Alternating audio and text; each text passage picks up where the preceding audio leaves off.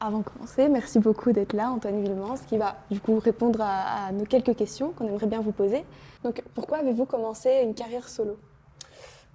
Pour deux raisons, je dirais. Après une vingtaine d'années, j'avais envie d'une certaine forme d'émancipation par rapport au travail en groupe. J'adore bosser en groupe, c'est une force motrice et une énergie géniale, mais j'avais aussi envie de faire des choses plus personnelles, plus pour moi, et puis j'avais vraiment envie d'apprendre j'avais vraiment envie d'apprendre à écrire en français, et c'était pas trop dans les projets de Girls in Hawaii. Ça fait une dizaine d'années que j'écoute beaucoup, beaucoup de trucs en français et que ça fonctionne vraiment différemment. C'est pas du tout mélodiquement pareil, c'est pas du tout pareil pour apprendre à jouer avec la voix, dans le rythme d'écriture mélodiquement, etc. Donc j'ai mis longtemps avant d'être content des premiers trucs en français que je faisais. Et voilà, je suis content de faire ça de mon côté, à mon rythme. Ok, justement, on allait vous poser la question du coup pourquoi vous avez commencé à faire vos musiques en français et tout, mais c'était vraiment pour du coup sortir de votre style principal pour du coup aller vers d'autres horizons, quoi. Quand j'ai commencé à faire de la musique, quand j'avais 16 ans, 17 ans, 18 ans, j'écoutais quasi que des trucs en anglais. Mhm. Euh, et écrire en anglais, il y avait un côté très libre et très un peu une langue imaginaire, une langue qu'on ne parlait pas vraiment à l'époque. Et il y a toujours le côté que dans une langue étrangère, du coup, ton propos est un petit peu caché, un peu camouflé. C'est une langue très facile à rendre mélodique. En fait, en anglais, même les anglophones n'écoutent pas énormément les paroles. En fait, il y a des paroles parfois très bêtes en anglais parce que en fait, on écoute plutôt la mélodie. Mhm. Et le français fonctionne vraiment pas de la même manière. Le français, c'est une langue qui se chante, mais où le sens est toujours super important, super en avant. Euh, et moi, c'était ma langue maternelle et j'avais vraiment envie d'apprendre à utiliser cette langue parce que ça me permettait de dire des choses un peu plus nuancées, un peu plus profondes, parfois un peu plus personnelles. Et surtout, c'est un outil que je maîtrise mieux que l'anglais. En fait, l'anglais, j'ai beau le travailler d'année en année, ben, c'est pas ma langue maternelle, donc comprendre exactement la subtilité de nuance entre deux termes qui veulent dire la même chose, mais pas tout à fait, une image poétique ou quoi, c'est pas. Donc, en grandissant, j'ai envie de parfois pouvoir raconter beaucoup plus justement ce que j'ai envie de raconter. Donc, je suis passé au français pour ça. Et j'adore l'anglais aussi, et je continue à faire l'anglais à côté. Ok, et du coup, on va aussi parler de votre dernier album, Vatto, je le prononce bien? Alors, ça se prononce Vatto, donc c'est très bien. Vatto, Ça se ok. prononce pas Vateto. Oui, Donc Vatto. Vatto, Ok, exactement. d'accord. Parfait. Mais du coup, pourquoi vous avez appelé votre album Vatto? Alors j'ai appelé mon album Vatto parce que c'était vraiment comme un espèce d'accouchement pour moi d'écrire en français les premiers morceaux et et cet album. J'ai dû vraiment aller me cacher quelque part tout seul, m'isoler pour que ça sorte, pour oser. Le français, sa voix est beaucoup plus proche de sa voix parlée, c'est la voix qu'on connaît tous les jours. Et donc, il y a un truc plus impudique, il y a un truc un peu plus gênant, il y a un truc qu'il faut oser, il y a moins de barrières qu'avec l'anglais. Et du coup, j'ai eu la chance d'occuper une maison pendant l'hiver, une maison de vacances en Normandie, dans un tout petit village au bord des falaises qui s'appelle Vatto-sur-Mer. Et forcément, ce lieu a eu un impact très fort sur moi, parce que non seulement dans la démarche d'être tout seul caché dans mon coin un peu très isolé pendant l'hiver, et aussi parce qu'il se fait que c'est au bord des falaises en Normandie et que c'est un lieu d'une beauté incroyable. C'est super agréable d'aller se promener. C'est très inspirant. Il y avait plein de tempêtes, il y avait enfin, du coup, le lieu a très très fort imprégné le disque et les chansons, les paroles. Du coup, c'était assez logique en fait de l'appeler comme ça. Ok, je vois. Et du coup, cet album parle vraiment de vos sentiments que vous avez reçus déjà en chantant pour la première fois en français et du coup au lieu où vous étiez aussi en créant cet album. Ouais, le lieu, il imprègne un peu le disque, limite sans qu'on s'en rende compte, parce qu'en fait, c'est un lieu fort et donc ça, il a marqué de son empreinte la musique, les paroles. Mais au départ, mon envie, c'était de pouvoir faire un disque qui parlerait de moi à 40 ans, parce que j'avais fraîchement passé mes 40 ans, qui était devenu papa, jeune papa. Et et toutes les interrogations que ça amène dans la vie d'être à cette espèce d'âge bizarre où on est un peu à la moitié de sa vie, voire un peu plus de la moitié de sa vie, où le temps donne un peu l'impression de s'accélérer parce qu'en vieillissant, on a l'impression que les années sont de plus en plus courtes, ça passe de plus en plus vite. On a souvent l'impression que le plus chouette est plutôt derrière que devant. Et en fait, il faut apprendre à vivre avec ça. Et en même temps, on est parents, donc il y a une forme de transmission qui est géniale et une forme de... Et c'est toutes des questions en fait un peu existentielles, un peu de crise. La musique, c'est aussi un truc qui est très jeune dans l'idée qu'on fait quand vieillir en faisant un groupe de rock. À un moment, on se demande, mais en fait, est-ce que je vais faire ça jusqu'à mes 60 ans? Est-ce que c'est un intérêt de faire ça? Est-ce que je me sens à ma place? Tout ça. Donc c'est plein de questions philosophiques, existentielles qui me démangeait et en fait c'était impossible d'exprimer ça en anglais. Je n'ai pas le niveau en anglais de la subtilité de pouvoir en parler parce que c'est toujours très nuancé ces réponses. C'est ni triste ni joyeux, c'est des réalités, c'est un peu c'est la vie quoi en fait. Mais et du coup voilà, je voulais faire ça en français. C'est ça, et puis on le ressent vraiment dans votre album.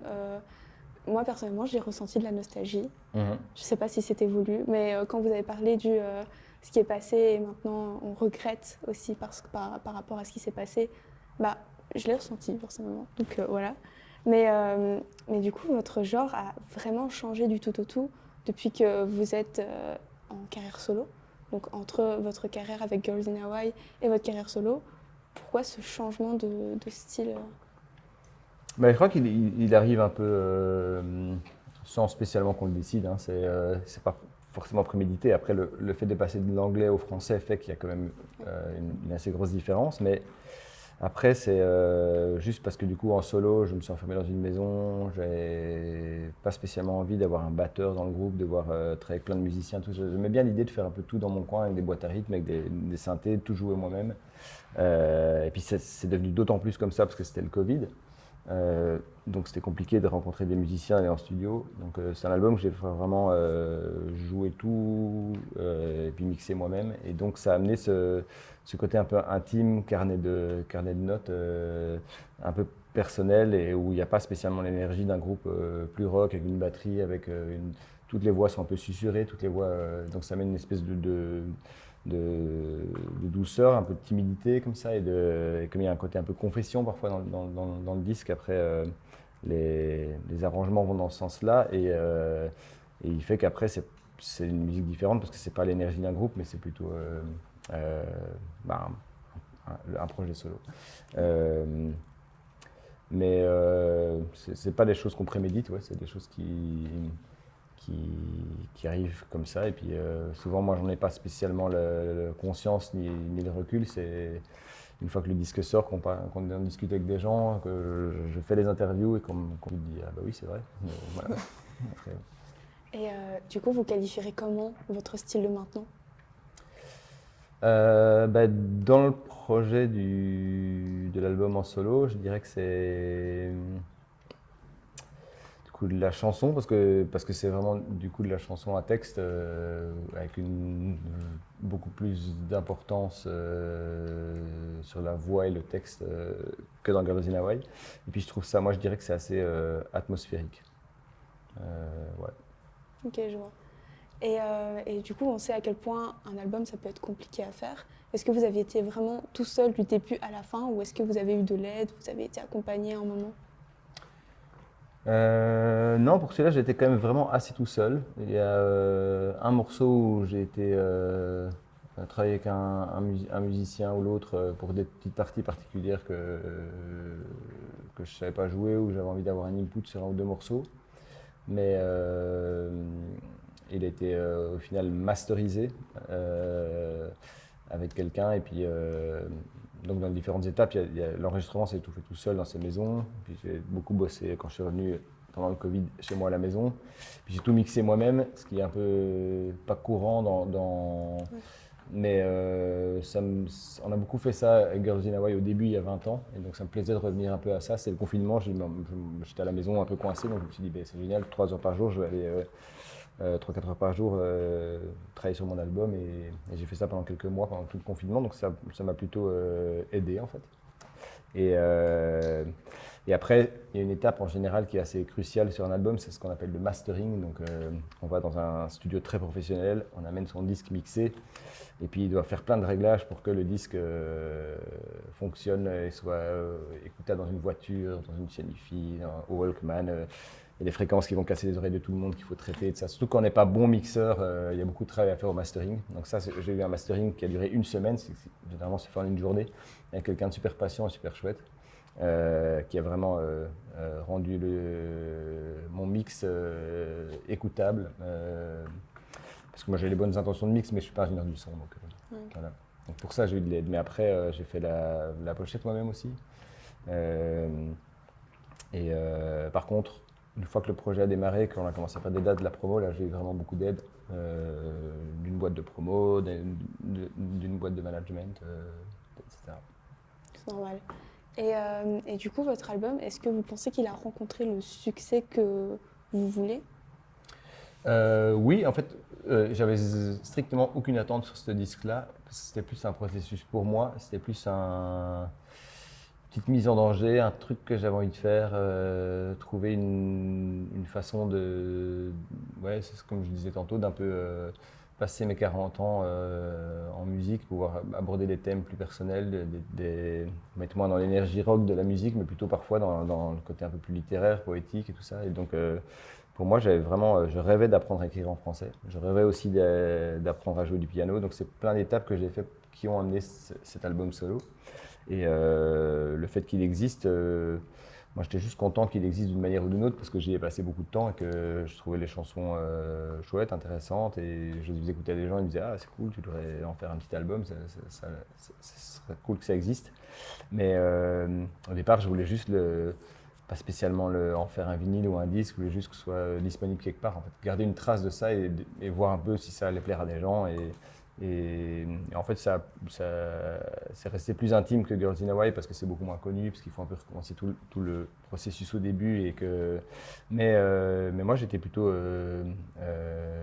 surpris en positif qu'en fait, ça intéresse des gens. Parce qu'honnêtement, quand on fait de la musique, on le fait d'abord pour soi. Et puis, il y a un moment, on se demande toujours est-ce que ça va parler à quelqu'un ou est-ce que pas du tout. On ne sait pas, en fait. C'est sur un espèce de pari, surtout quand on a un projet comme Girls in Hawaii qui est assez bien installé, lancer un truc en français, je ne savais pas du tout à quoi m'attendre et je peux dire que peut-être dans un rêve complètement fou, je rêvais de plus, mais globalement, j'ai réussi avec toutes les mains de mon corps pour ce qui s'est passé pendant 2 ans sur ce disque.